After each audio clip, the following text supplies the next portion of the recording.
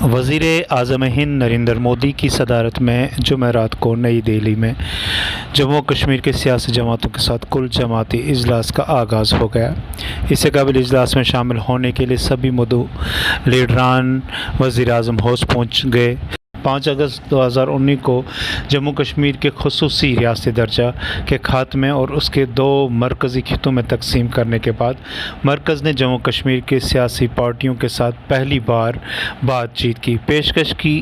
اس اتحاد کی نمائندگی کے لیے نیشنل کانفرنس کے صدر فاروق عبداللہ، PDP رہنما محبوبہ مفتی عمر عبداللہ اور کمیونسٹ پارٹی M کے لیڈر یوسف تارگامی نے اجلاس میں شرکت کی۔ اس کے علاوہ کانگریس لیڈر غلام نبی آزاد اور 8 دیگر سیاسی جماعتوں کے لیڈران بھی اس اجلاس میں شریک ہوئے۔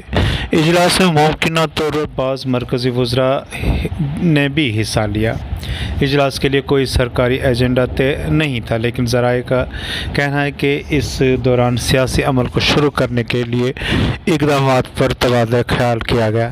دوسری طرف گلوکار اتحاد کے رہنماؤں نے پہلے ہی اس بات کو واضح کر دیا تھا کہ وہ اجلاس میں جموں کشمیر کے لیے خصوصی درجہ کی بحالی کا مطالبہ کریں گے۔ اب اس اجلاس کے کیا نتائج نکلتے ہیں، یہ سامنے آنے میں کچھ وقت باقی ہے۔